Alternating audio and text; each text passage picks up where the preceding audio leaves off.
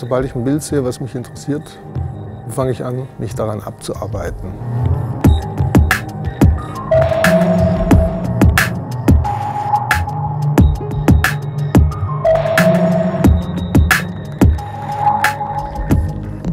...1991 habe ich Fernsehen geschaut und da kamen eben die ersten grünen Bilder, konnte man auf dem Fernseher sehen.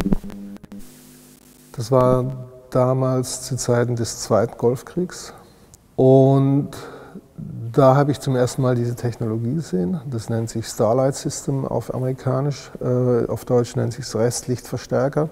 Dann kam die Berichterstattung dazu, das heißt, die Journalisten sind mit den Soldaten unterwegs und die haben dann natürlich ihre Kamera da hinten dran gebaut. Und so konnte man quasi mehr oder weniger in Echtzeit diesen Krieg im Fernsehen beobachten. Also das heißt, dieses Voyeuristische des westlichen Fernsehkonsumenten hat mich ein bisschen gegruselt.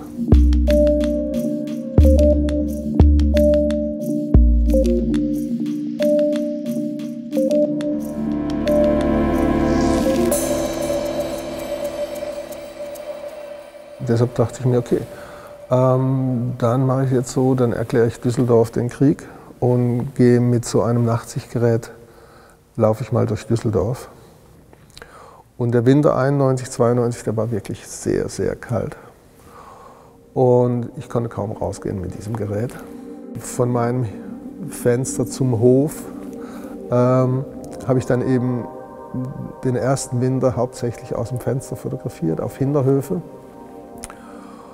Und das hatte dann eben eher so eine Hitchcocksche, eben Fenster zum Hof, Atmosphäre.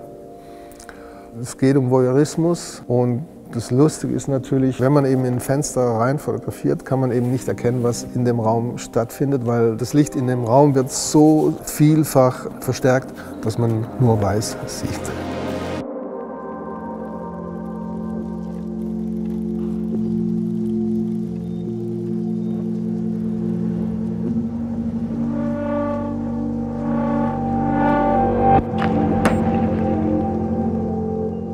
Wenn ich mit dieser Kamera im Garten Blumen fotografieren würde, hätten Sie immer noch die Anmutung, oh, ich schaue einen Tatort an.